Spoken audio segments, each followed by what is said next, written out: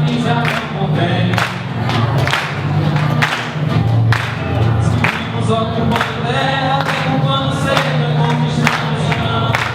História latifundiária pra sorrir o rio, de quem come o pão. E a luta por recuperar e a gente até para se tiver fim. Mas a burguesia agrária ensina seus filhos a cumprir o caminho. Da cinza ninguém chora mais, ninguém tira o pano de ninguém. Chamam de pensado, folha, caminha, camisa não vem. Da cinza ninguém chora mais, ninguém tira o pano de ninguém. Chamam de pensado, folha, feijão e arroz, capim já não convém. Vale junto ao movimento, organizar com a alegria criançada. Porque a terra só pertence a quem traz nas mãos a calor da enxada. Se somos controlados por tudo da mãe natureza, somos aliados. E viva a vitória no chão sem a concentração dos latifundiários. E assim já ninguém chora mais, ninguém tira o pão de ninguém. Chamam de guisado, bolha, feijão e arroz, capim já não convém. E assim já ninguém chora mais, ninguém tira o pão de ninguém. Chamam de guisado, bolha, feijão e arroz, capim já não convém.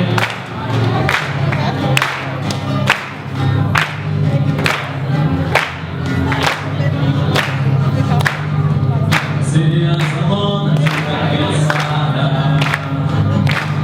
esse terra organizado é terra ocupada. De morada somos juntos, não somos covardes. Somos contra latifúndios, sacamos vontade. Somos contra latifúndios, sacamos vontade. Esse projeto de jogo, isso já tá claro. Contradição entre sem terra e latifundiário. Pois o projeto é liberdade, vida e produção. Outra é injustiça, morte e especulação. Outra é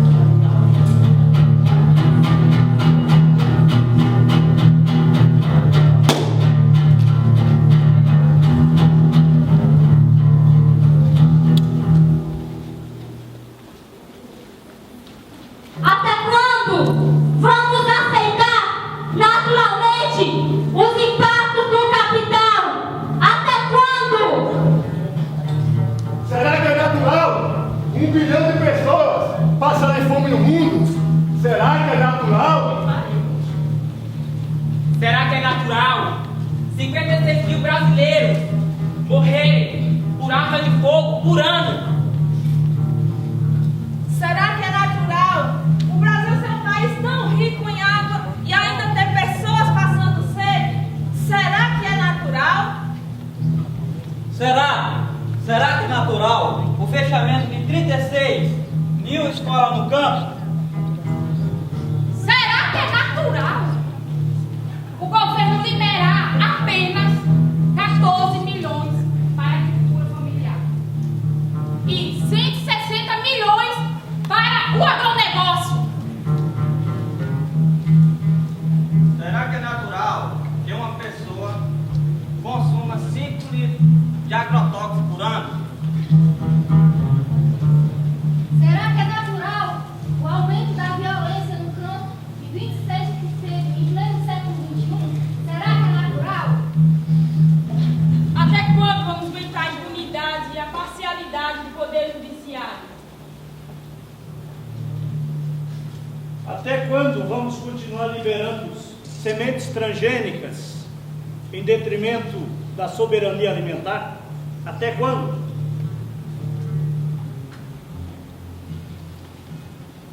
Quando os trabalhadores perderem a paciência, as pessoas comerão 3 vezes ao dia e passearão de mãos dadas ao entardecer. A vida será livre e não há concorrência. Quando os trabalhadores perderem a paciência, Certas pessoas perderão seus cargos e empregos. O trabalho deixará de ser um meio de vida. As pessoas poderão fazer coisas com maior pertinência quando os trabalhadores perderem a paciência. o mundo não terá fronteiras, nem estados, nem militares para proteger estados, nem estados para proteger militares prepotentes. Quando os trabalhadores perderem a paciência, A pele será carícia e o corpo delícia.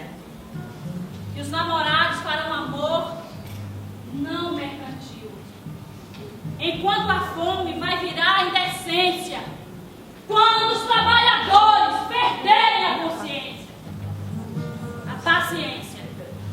quando os trabalhadores perderem a paciência, não terá governo, nem direito sem justiça, nem juízes, nem doutores em sapiência, quando os trabalhadores perderem a paciência. Uma fruta será fruta, sem valor, sem troca, sem que o humano se oculte na aparência. A necessidade e o desejo serão termo de equivalência quando os trabalhadores perderem a paciência.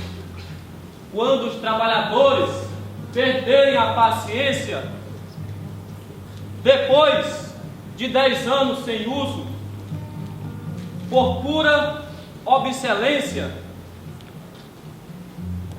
a filósofa faxineira, passando pelo palácio, dirá: declaro vaga a presidência.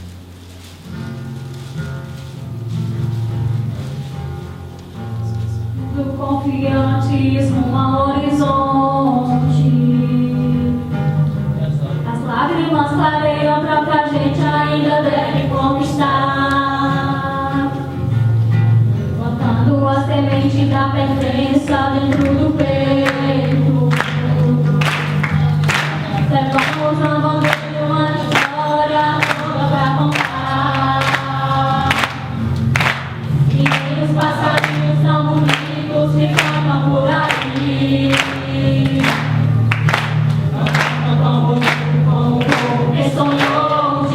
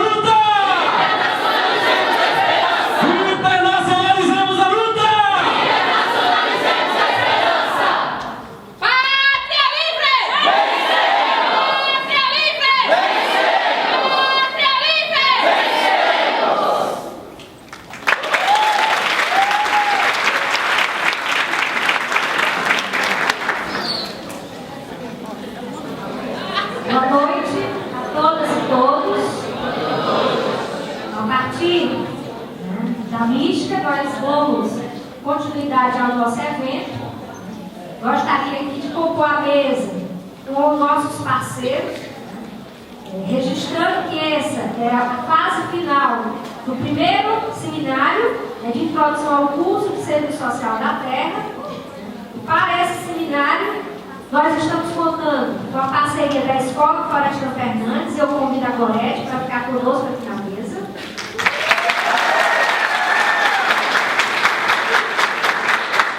Nós temos aqui também uma parceria com o mestrado de Serviço Social. Convido a professora Aulineida para ficar na mesa.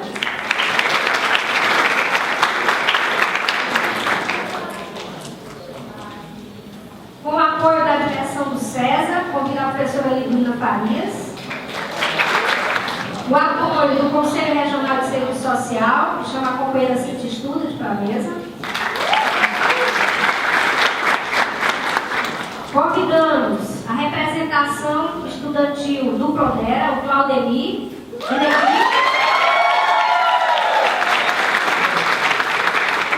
E também para a representação do Centro Acadêmico Livre de Serviço Social, a Raquel e a Isabel.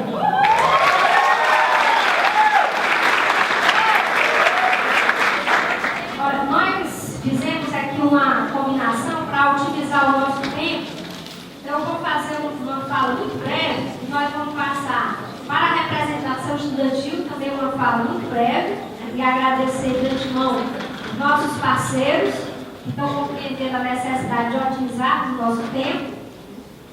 E acho importante que nós possamos registrar que esta é a primeira turma especial de graduação de Serviço Social para assentados rurais.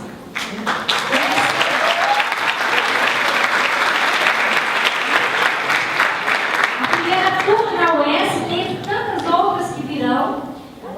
E esse projeto, ele resultou de uma demanda do movimento do Sem Terra.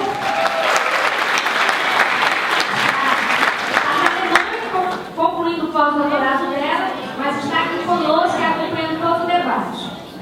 Então, esse projeto, ele hoje tem todo o apoio, né, do nosso colegiado, mesmo dentro de um quadro de crise, porque nós temos um quadro muito reduzido de professores efetivos.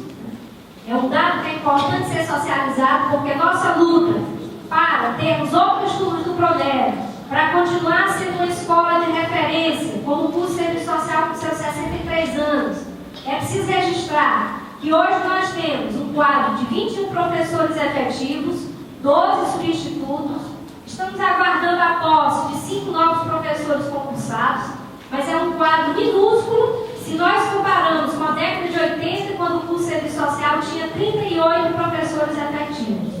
Hoje nós temos um curso muito mais amplo do ponto de vista, né, das suas ações de pesquisa, do seu compromisso com o projeto de extensão e agora assumindo não apenas um curso da manhã e da noite, mas assumindo também a turma do Prodera que deve, né, mais uma vez demarcando se a primeira dentre outras tantas. Então toda essa referência é importante para que nós possamos dar continuidade à luta, né, para fortalecer o curso, para realizarmos o concurso, para termos de fato um grande quadro docente. Então, agradeço a todos. Hoje o nosso objetivo aqui é escutar o professor Zé Paulo, mas antes disso, né, a Gorete vai nos ajudar nessa coordenação. Nós vamos passar a palavra para as duas representações estudantis. Ok? Então, boa noite a todos e todas. Nós somos o Centro Acadêmico Livre de Serviço Social, Gestão Sexta e Luta, e agradecemos a presença de todos aqui, professores Zé Paulo Neves, de todos e todas que fazem presentes. Nós entendemos a importância dessa conquista, que é ter um curso de Serviço Social da Terra na UES, e que isso irá fortalecer o movimento estudantil de serviço social, que isso irá fortalecer a nossa luta por uma universidade de qualidade, uma universidade verdadeiramente popular, uma universidade para o povo. E também percebendo que isso é um dos pontos mais importantes do nosso código de ética, que é a articulação com os movimentos sociais.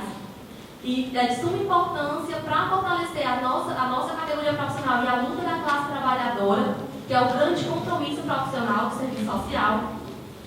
E que nós também compreendemos como essa integração irá fortalecer a nossa formação profissional e o projeto ético-político do serviço social.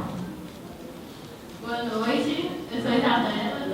compõe o centro acadêmico. E eu também queria deixar registrado aqui que nós, do Movimento Estudantil de Serviço Social, apoiamos todos os atos e manifestações que aconteceram nessa semana, né? A Semana Internacional de Luta, né, do Campesinato.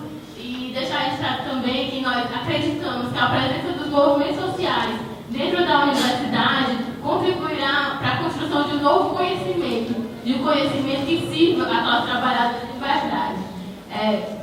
Poder ao povo do campo e da cidade, derrubar os muros da universidade. Poder ao povo do campo e da cidade, derrubar os muros da universidade.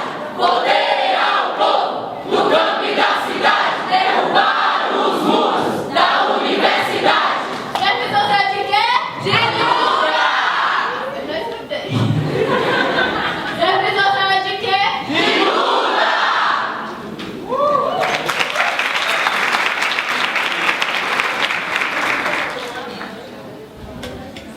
Boa noite aos companheiros e companheiras aqui presentes. Queria cumprimentar aqui as companheiras da mesa, né?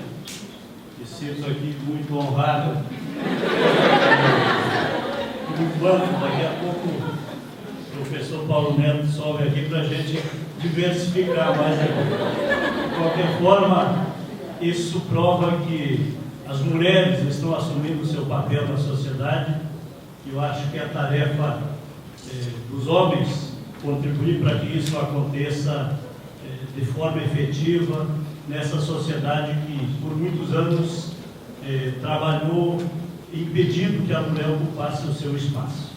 Queria dizer em nome da turma que nós estamos aqui muito felizes, um pouco cansados, viu? Porque a gente tem dito que a gente estava meio enferrujado do ponto de vista do estudo, porque estamos lá na luta cotidiana e o tempo às vezes é meio cruel com a gente, mas estamos aqui agora empenhados nessa tarefa, na busca do conhecimento. Entendemos que essa universidade tem abrido um espaço importante para os movimentos sociais, para a luta de classe, e isso coloca a universidade num patamar diferenciado, a UES num patamar diferenciado, uma vez que esse espaço, como tem dito o nosso professor Frederico, que está ali, esse é um espaço historicamente burguês, né? O espaço da burguesia. O professor Estênio está aqui e tem reforçado isso com a gente no cotidiano, coisas que a gente tem comprovado isso na prática ao longo dos nossos 30 anos de luta enquanto MST, enquanto movimento social. Queria dizer da nossa expectativa com relação ao curso e com relação a esse debate. O professor José Paulo Neto tem sido um importante formador aí, um importante lutador do povo junto aos movimentos sociais, junto ao MST, e a gente tem feito uma parceria de sucesso aí em outros cursos, estudando sempre o pensamento marxista. Isso tem sido de uma importância muito grande.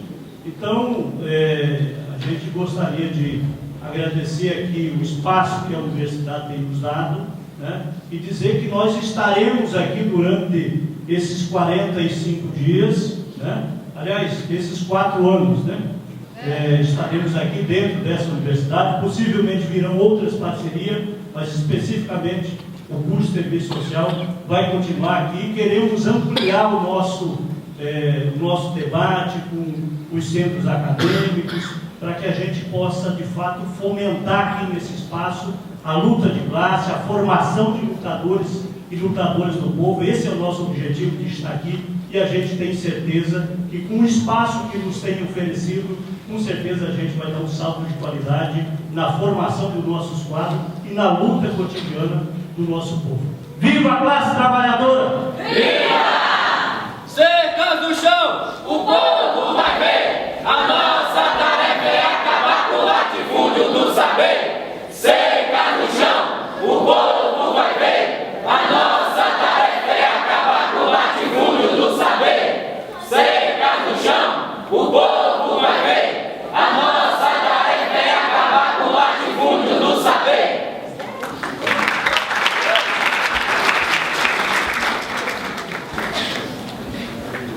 nome do MST, Movimento Sem Terra, e pela Escola Nacional Florestan Fernandes, nós trazemos uma saudação em luta a todos os companheiros e companheiras aqui presentes.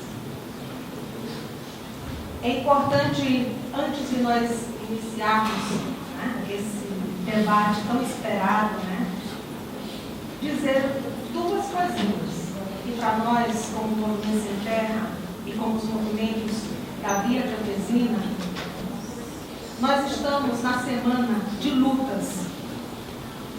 E esse debate se encontra exatamente nesse momento que nós estamos espalhados, não só pelo Brasil, mas por vários países, vários continentes, e aqui em nosso país, realizando lutas, enfrentando o que nós, a Via Campesina, dizemos. A luta hoje é contra o capital e pela soberania alimentar. De fato, produzir a sua existência. Então, hoje a nossa luta se reafirma cada vez mais nesse sentido. A Via Campesina e o MST estão em processo constituinte, porque vamos realizar os nossos congressos este ano. E estamos em debate e reafirmando a nossa disposição de luta contra o capital, para fazer uma homenagem, um reconhecimento à luta dos mártires de Eldorado Carajás, porque nós não podemos esquecer, de forma alguma, como bem foi representado na nossa mística.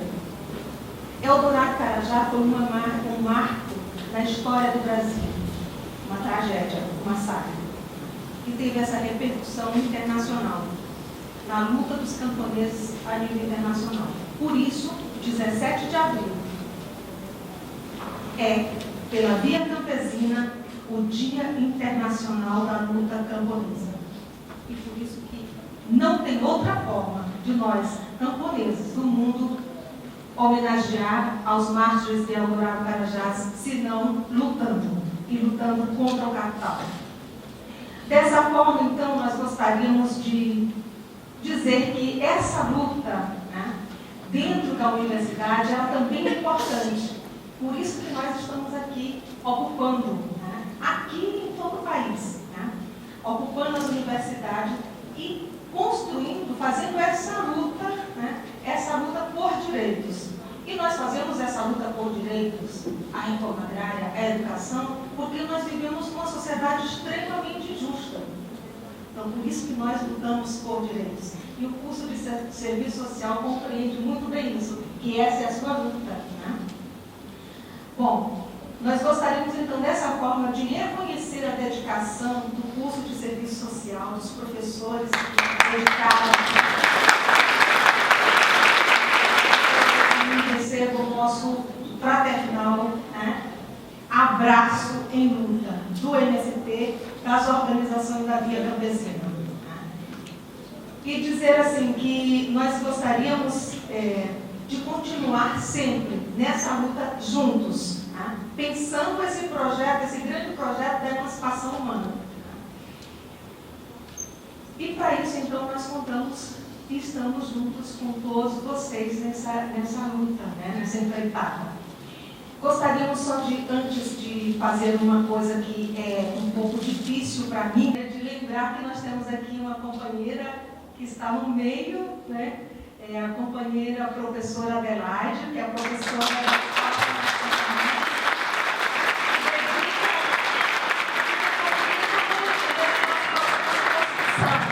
Escola na região Nordeste, né? Bom, então assim, nos coube a tarefa de apresentar o Zé Paulo. Poderíamos começar a dizer assim, o Zé Paulo, professor, doutor José Paulo Neto, né, professor emérito da Universidade Federal do Rio de Janeiro, mas também e principalmente professor da Escola Nacional Florestan Fernandes.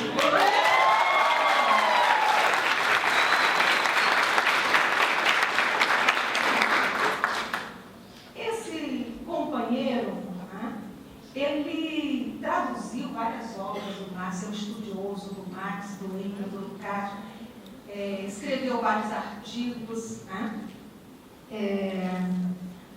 Publicou livros, vários livros, né? Sempre nessa direção de aportar para nós, né, a teoria que possa reflexionar a nossa prática. Poderia citar aqui inúmeros livros. Encontrei até, Zé Paulo, uma coisa na internet, outro dia, que foi uma recuperação histórica, uma dissertação sobre a obra de Zé Paulo, de Costa Rica.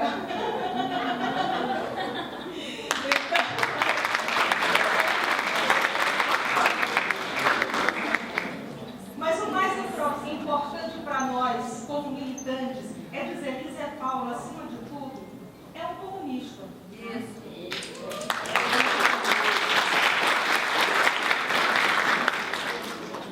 E tem um ser humano de uma capacidade, de uma generosidade tão grande, que organiza conosco, dedica uma parte boa do seu tempo a construir conosco um curso que se chama Introdução Sistemática ao Pensamento do Marx. Então, para nós, do MST, da Escola Florestan Fernandes, não é só um prazer, né, trabalhar contigo, estar contigo construindo esse projeto. Né? É mais do que isso, porque nós reconhecemos em ti aquilo que nós gostaríamos, né, que toda a universidade tivesse, né? Que se multiplicasse, né, essa sua generosidade, né, espalhada por essas universidades. Assim nós poderíamos, de fato, socializar muito mais o conhecimento. A gente agradecer, não sei se seria o caso, mas reconhecer e dizer que nós temos muito amor por ti. É um amor fraterno, revolucionário. Né?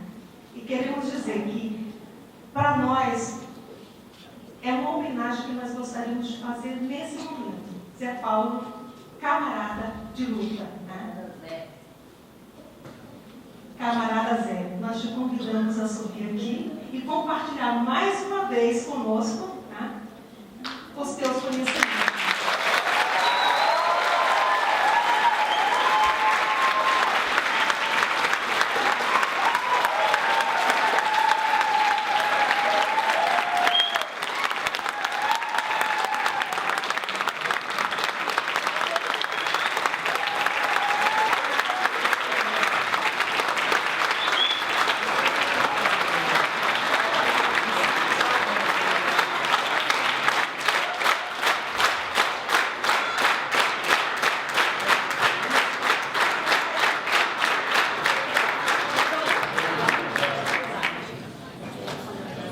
E só para a gente iniciar com o nosso debate, né, que é sobre a crise do capital, né, e o serviço social, dizer mais uma vez, não obrigado. Canimango, que é muito obrigado, muito mais que obrigado em Xangana, para trazer a África também para cá. Né?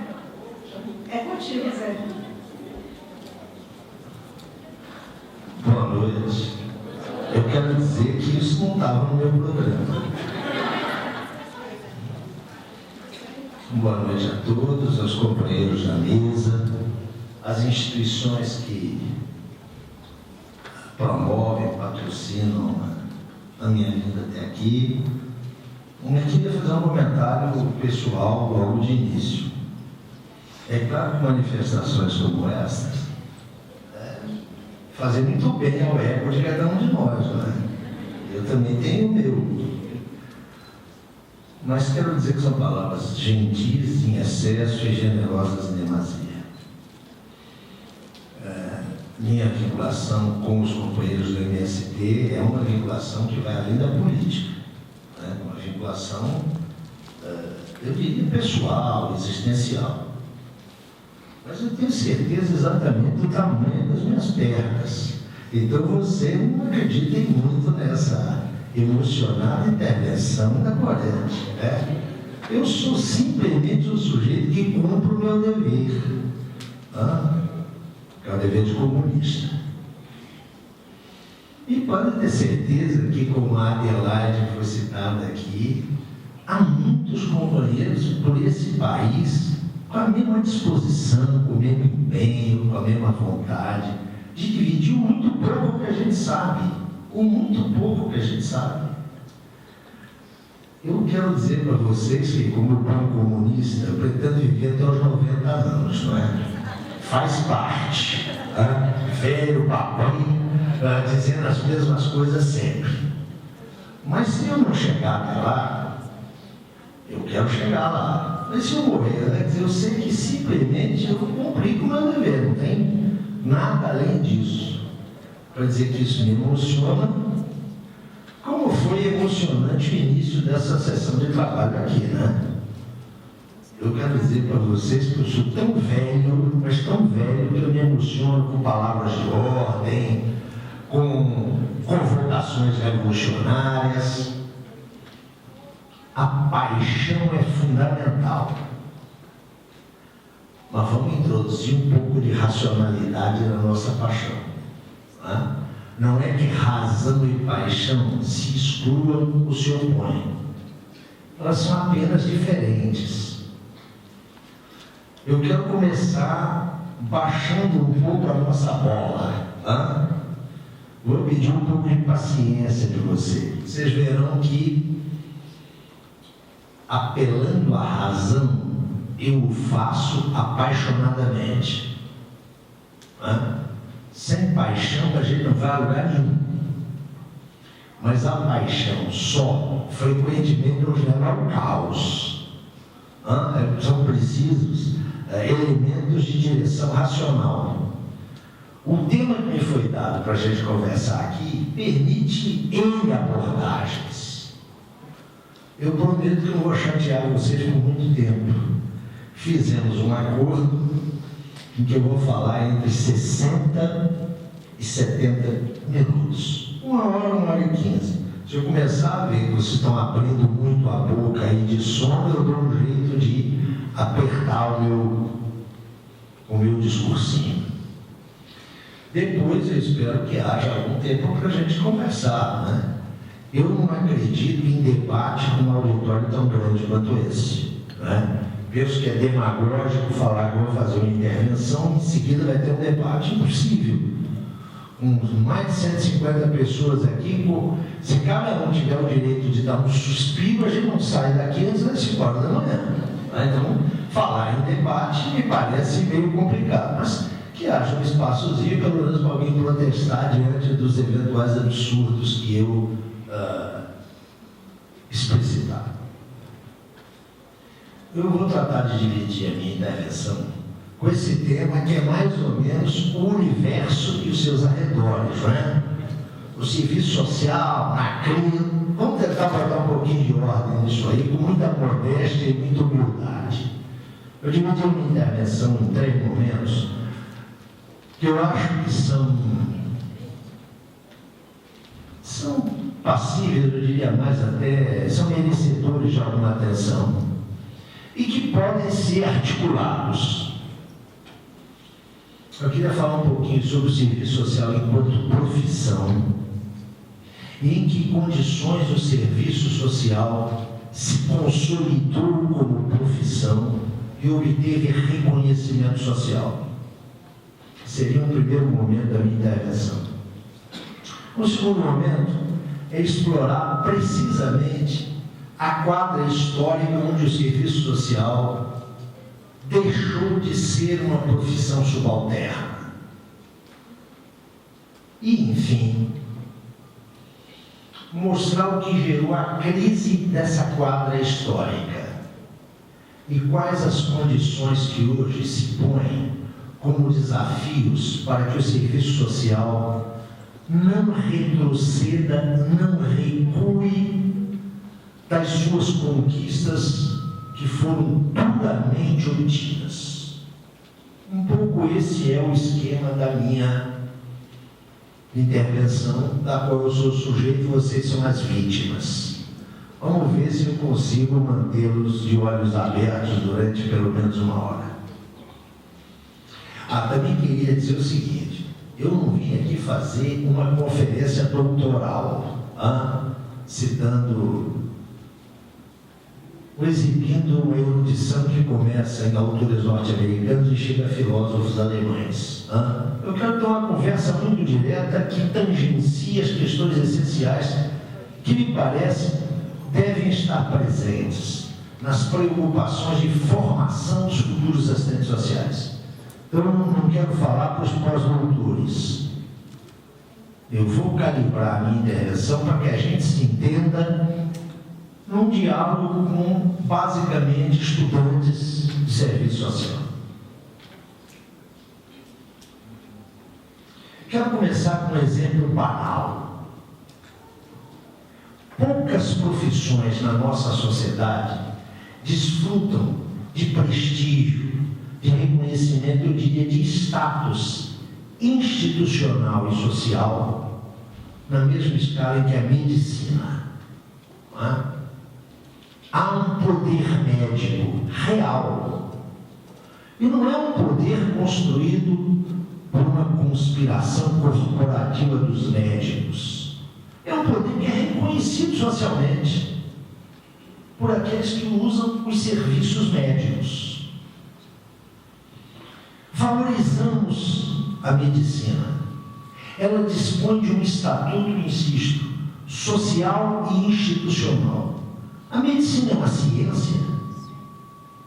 Quem acredita que a medicina é uma ciência, acredita em Papai Noel, Coelhinho da Páscoa e doente da Xoxa.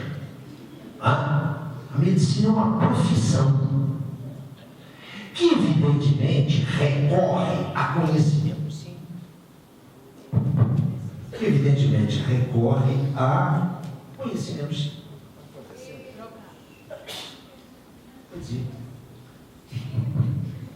Eu dizia, estão me ouvindo? Eu dizia, a medicina é uma profissão que se socorre, esperamos nós, que na máxima medida do possível, de conhecimentos científicos. Ela se socorre da anatomia, ela se socorre da biologia, mas a medicina, enquanto tal, não é uma ciência. Ela é uma profissão. Ou seja, é um conjunto de práticas reconhecidas social e institucionalmente, com certas formas de gratificação, de remuneração, com rituais de formação, ritos de passagem, e, insisto, com a reivindicação de um suporte científico. Se esse suporte científico dispõe de uma ponderação de peso na prática dos médicos, é questão de pesquisa. É questão de pesquisa. A priori, ninguém pode dizer que a prática de um determinado especialista na área da medicina é uma prática fundada cientificamente ou não. Isso depende de pesquisa, de investigação. Já há estudos clássicos sobre isso, chamando a atenção, inclusive, para a quantidade de práticas que são quase místico-religiosas e que funcionam. O que eu quero dizer com isso? Por que eu estou utilizando esse exemplo? Por duas razões. Primeira razão, para tentar acabar com o fetiche de que uma profissão só dispõe de estatuto e de eficácia se ela se reivindicar verdadeira ou falsamente como científica. A medicina é uma profissão, não é ciência.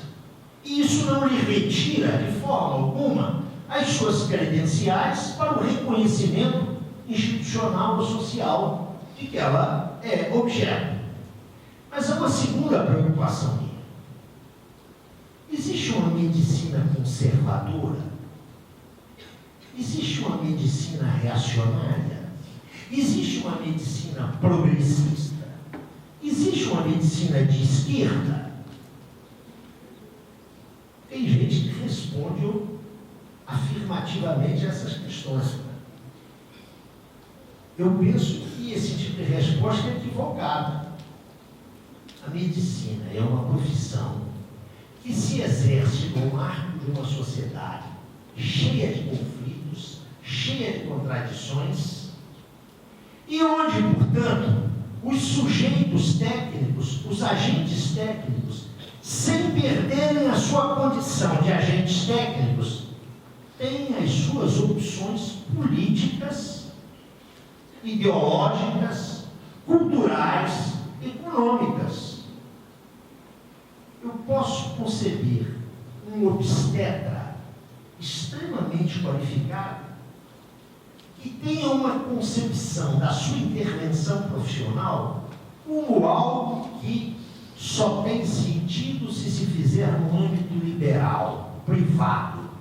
Ele abre uma clínica e cobra os tubos a quem for usuário dos seus serviços.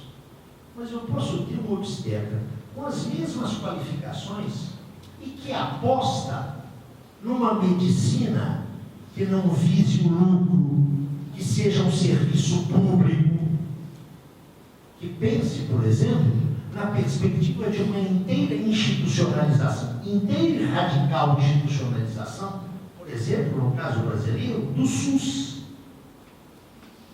A formação técnico-científica não tem nada a ver com esse tipo de opção. Esse tipo de opção tem a ver com os conflitos, as lutas e os confrontos sociais e ideológicos que têm curso na sociedade. É evidente que a formação universitária deve sensibilizar aqueles que frequentam a universidade para as grandes problemáticas sociais. Mas não é somente essa formação que vai ser determinante nas escolhas dos indivíduos. Eu vou dizer aqui algo que pode até chocar alguns dos meus companheiros aí na plateia ou na mesa. Eu não penso que qualquer profissão tenha que ser monopólio de projeto de classe social. É isso mesmo que vocês ouviram. Quero dizer para vocês, se alguém quiser inaugurar um serviço social marxista, eu estou contra. Eu que sou marxista e comunista. Serviço social é profissão. Essas valorações não são externas às profissões, mas elas não se gestam no interior das profissões. Elas se gestam no confronto aberto entre classes e projetos de classes. Quero lembrar para vocês que em 1986 os assistentes sociais brasileiros fizeram uma profunda revisão do seu código de ética e inscreveram no código de ética que o serviço social estava comprometido com a classe trabalhadora. Isso é um absurdo em termos constitucionais. Eu não posso obrigar ninguém, para ser profissional em qualquer área, de ter um compromisso com a classe trabalhadora. É isso mesmo que vocês estão ouvindo. Vamos botar o pé no chão. A revisão do Código de Ética, em 93, levantou uma série de princípios que mostram o serviço social comprometido com as massas trabalhadoras. Mas não exige de cada assistente social que bata no peito e diga: eu voto no PT. Aliás, ninguém mais hoje acha que o PT está comprometido com as massas. Desculpa, houve um anacronismo no meu exemplo. Mas vamos deixar isso bem claro. Um exercício profissional permite várias opções político-partidárias, várias opções ideológicas. Diferenciada como é a sociedade brasileira, tem lugar no serviço social para liberais, para democratas, para cristãos dos mais variados credos, para socialistas, para comunistas, espero. Só não tem lugar para racista e fascista, para quem discrimina, para quem supõe diferentes escalas de direito. Eu quero começar dizendo isso, porque senão a gente não vai entender o serviço social como profissão. O Serviço social, queridos, não é uma religião, nem um clube de militância. É uma profissão que implica o quê? A prestação de serviços para o público bastante diferenciado. Implica uma coisa que só recentemente os assistentes sociais têm discutido, implica a remuneração. Esse profissional só na cabeça de delirantes é um profissional liberal. Não, ele é basicamente um profissional assalariado, que tem frequentemente relações com o seu empregador que são conflitantes com os valores que o Código de Ética recomenda, mas prescreve e impõe imperativamente. Isso é um campo de tensões, é um campo problemático. É, aliás, o campo de todas as profissões. Problemas que não podem ser resolvidos numa ótica individual. E uma das grandes conquistas do serviço social, especialmente o serviço social brasileiro, é que ele engendrou um conjunto de agências que constitui o seu sistema político corporativo, que permite o equacionamento coletivo e a resposta coletiva de questões, a resposta coletiva a estas questões. Eu estou pensando no chamado sistema Cefes-Cres, mas eu estou pensando também na ABEPS, e eu estou pensando também na Enesso. Isso é para só sinalizar que falar de serviço social é falar de uma profissão que conseguiu um grau de institucionalização que já não permite mais que a gente a trate como uma forma de militância. Serviço social é profissão. É evidente que se é uma profissão que tem compromissos humanistas no marco de uma sociedade politicamente democrática, ela tem que receber e abrigar militantes das mais diferentes causas sociais. O que eu estou tentando sinalizar aqui, ao pensar o serviço social como profissão, como uma profissão que permite e abriga diferentes opções teórico-políticas, é tentar desmontar, primeiro, a concepção conservadora que predominou ao longo da maior parte do período de institucionalização do serviço social, segundo a qual o serviço social não se mete em política. Se vocês quiserem reconhecer um conservador, façam-lhe a pergunta acerca de o que ele acha da política. Se o indigitado responder, não gosto de política, vocês podem ter certeza de que ele adora praticar política conservadora. O primeiro sinal de conservadorismo em política é dizer eu não gosto de política. Isso expressa claramente o comportamento conservador.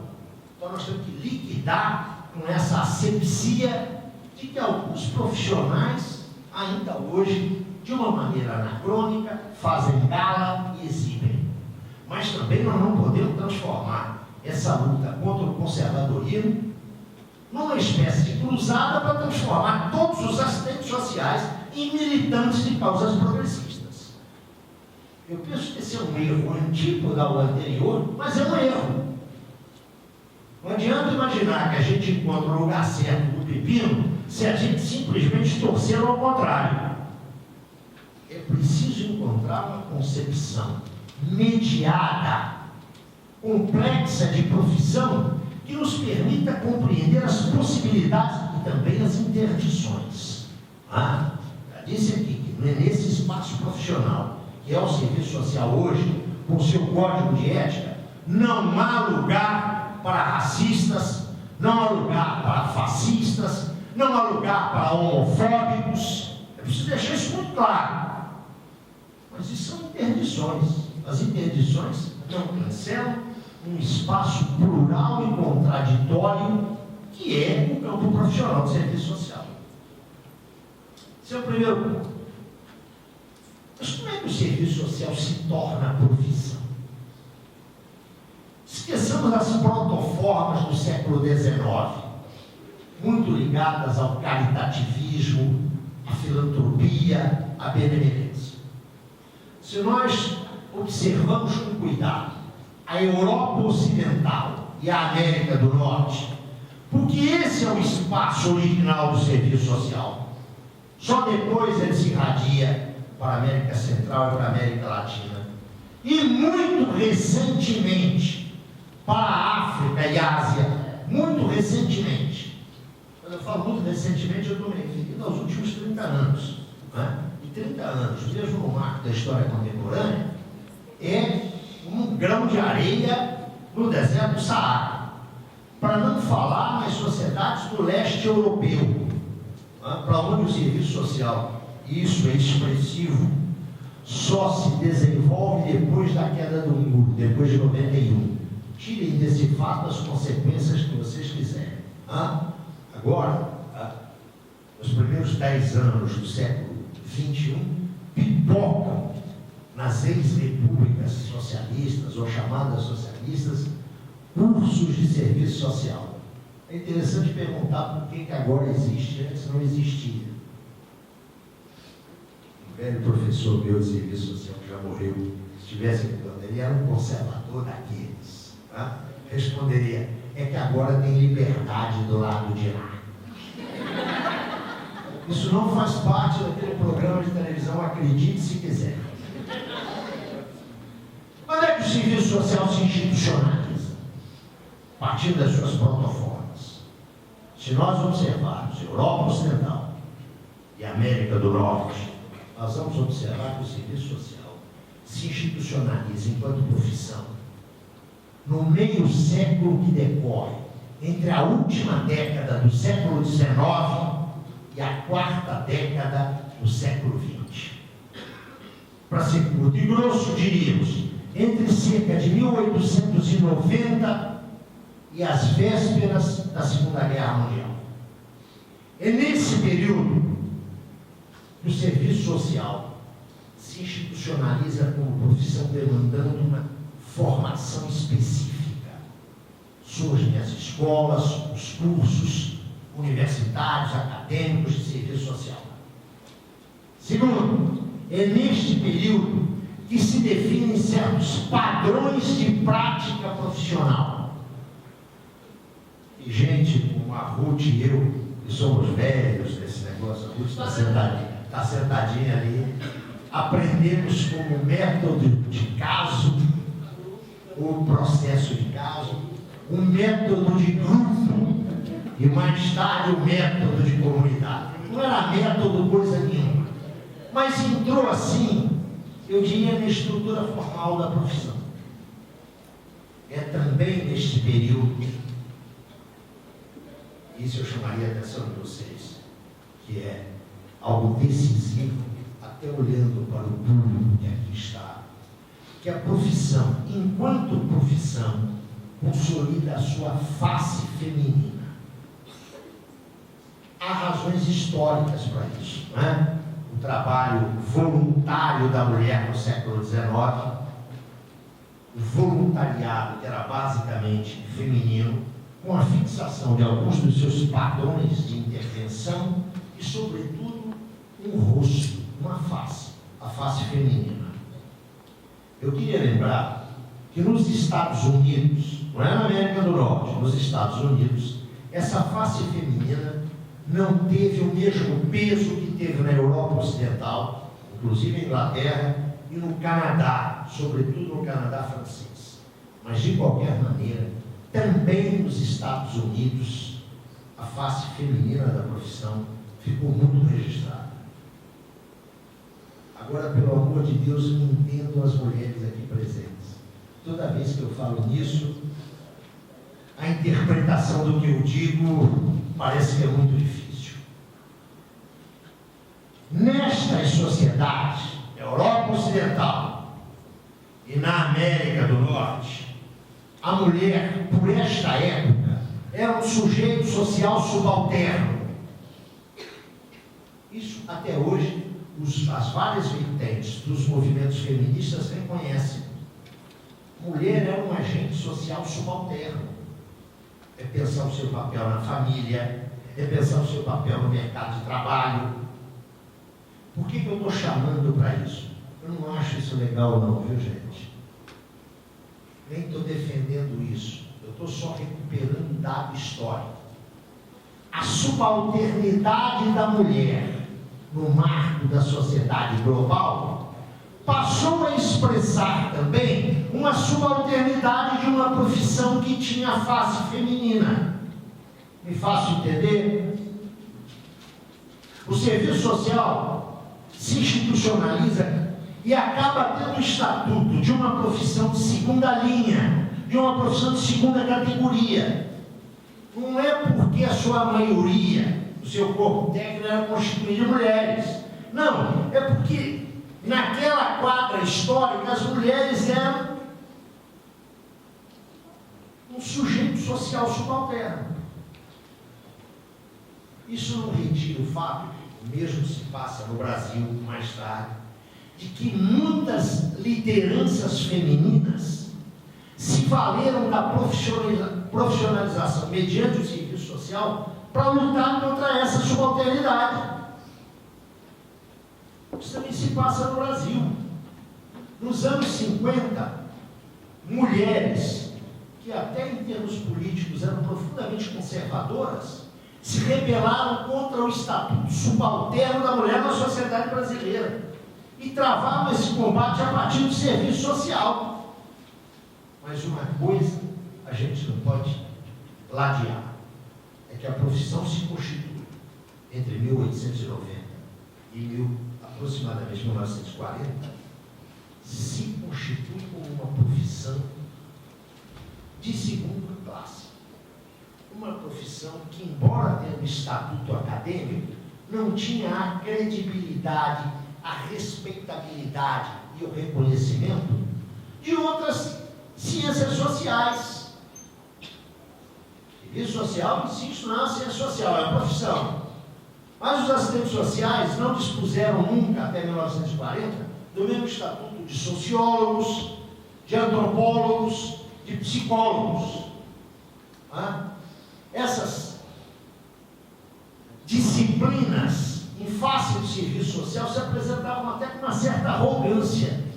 O serviço social era aquela coisa menor. Este quadro começa a mudar depois da Segunda Guerra Mundial. Começa a mudar e vai mudar. O estatuto profissional dos assistentes sociais se modifica em vários países da Europa, mas sobretudo na América do Norte, entre 1945 e 1970. É impossível analisar aqui os vetores e os fatores que contribuíram para essa mudança. Mas é indiscutível que um elemento central para entender essas mudanças foi a constituição daquilo que veio a ser chamado de estado de bem-estar social. Os seus vários modelos, não é? Não existe um único paradigma de estado de bem-estar social. Tanto na Europa quanto na América. Lembram vocês que o chamado welfare, nas suas várias formas, foi uma resposta capitalista, uma resposta burguesa à crise de 1929. Ele começa se articulando na Europa Nórdica e ele vai ganhar uma significação universal na sequência do fim da Segunda Guerra, basicamente pela experiência inglesa. Vocês todos certamente já têm uma informação sobre isso e eu não quero ser redundante. Pensem no papel do relatório Beveridge, pensem no papel das políticas keynesianas e neo-keynesianas desse período. O que importa ressaltar é o seguinte: nos vários modelos de estado de bem-estar social, dos mais rigorosos, aqueles que eu diria, mais flexíveis, se inscreve uma política de seguridade social, que implica sempre uma política dirigida e implementada por via estatal, uma política de educação, uma política de previdência e uma política de assistência. Tudo isso articulado com uma política nacional de saúde. Eu diria que nos vários modelos de estado de bem-estar social, o peso desses elementos foi diferenciado. Mas em todos eles, houve uma mudança radical com relação ao período anterior à Segunda Guerra. Em todos eles, a assistência passou a constituir um direito. Ela passou a constar do elenco dos direitos sociais. A assistência não começa no pós-guerra, mas a assistência pensada enquanto direito social é característico do período imediatamente posterior à Segunda Guerra Mundial. Não vou entrar aqui também numa série de condicionalismos que vocês certamente levam em conta, embora seja um condicionalismo que não tenha o mesmo peso do que eu referi antes. O estado de bem-estar social é a resposta burguesa aos problemas da crise de 29. O segundo condicionalismo é que essa resposta se deu sob uma forte pressão do movimento operário e mais, sobre o pavor das oligarquias burguesas em face do comunismo. A construção, não apenas da União Soviética, mas do sistema de países a ela ligados no leste europeu. E atenção, a expansão disso para a Ásia, recordem-se da Revolução Chinesa, em 1949, e as lutas anti-imperialistas dos anos 50 e 60, muito viva aqui a importância da Revolução Cubana na América Latina, da luta heróica do povo vietnamita contra a agressão norte-americana.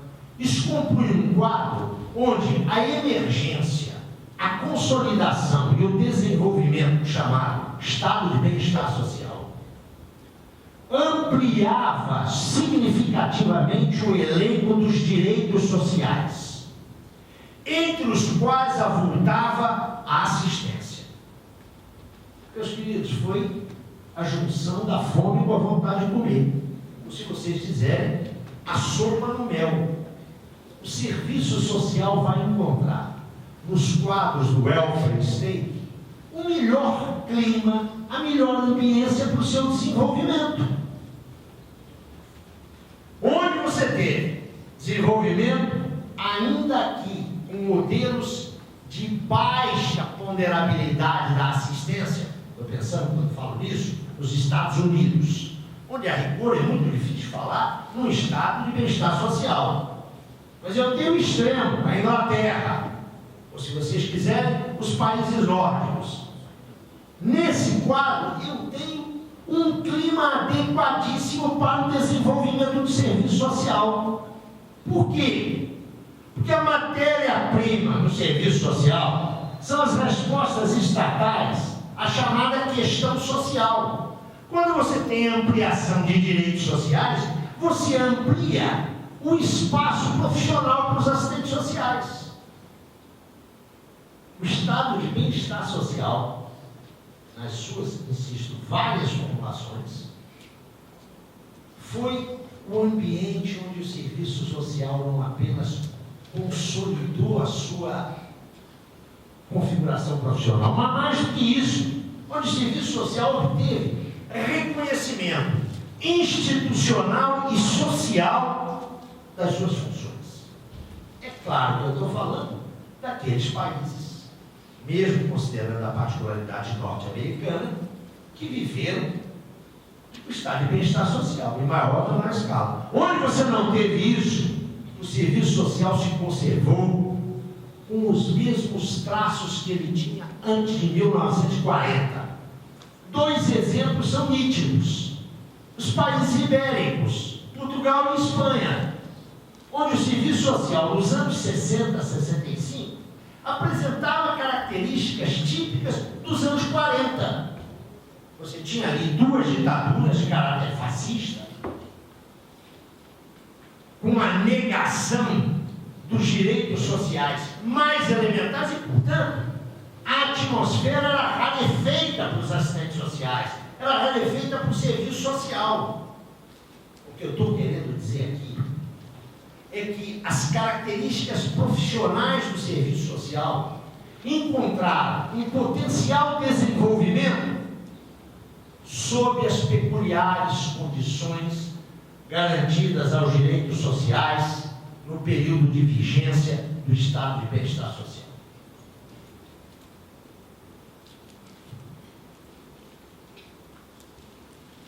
E aqui se coloca para nós, antes de avançar, dois problemas.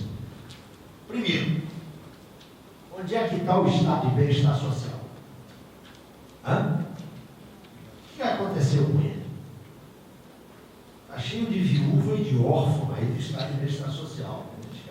Como era bom, se a gente puder voltar. Tem uma olhadinha na Europa hoje, na Europa mediterrânea. Estou convencido que vocês são pessoas que leem jornais. Mesmo jornais do tipo The Globe, aquele jornal norte-americano que é editado lá no Rio de Janeiro, traduzido, o Globo. Vocês veem também aqueles canais de televisão, todos eles que a gente sabe muito bem.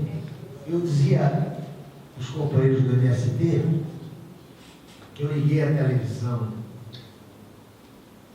ontem, no Rio de Janeiro, cedo, não importa qual canal, anunciando o Abril Vermelho, o Abril de Lutas, tudo isso que foi lembrado aqui como um momento importante que nós devemos adensar e apoiar. A matéria era a seguinte: MST em luta. E aí sabe o que aparecia? Uma estrada com uma barreira de pneus pegando fogo. Olha a ideia da destruição, fogo, bagunça, desordem. É isso que é o MST e movimentos afins. A gente tem que perturbar. Hoje teve uma passeata, 1.000 pessoas se dirigindo a algum lugar. Olha o trânsito. O trânsito é tão ruim. O que esses baderneiros estão fazendo? Mas eu suponho que vocês sejam pessoas que sejam mesmo esses jornais. Vocês sabem o que está acontecendo na Grécia? Vocês sabem o que está acontecendo em Portugal? Por exemplo, em Portugal, estou vindo da Europa esta semana, passei 40 dias lá. O exemplo de Portugal é característico. Portugal tem uma população no continente de 10 milhões de habitantes, em números arredondados. Sabem quantos portugueses estão desempregados agora? 1 milhão. Escuta, nós não estamos fazendo aqui nenhuma relação entre o contingente de desempregados e a PEA, a população economicamente ativa. Não. Estou dando para vocês a relação que é de 10% entre a população total e o número de desempregados. Portugal tem 10% dos desempregados. Da sua população está desempregada. O auxílio-desemprego foi reduzido a níveis de subsistência fisiológica. Dá para ter uma ideia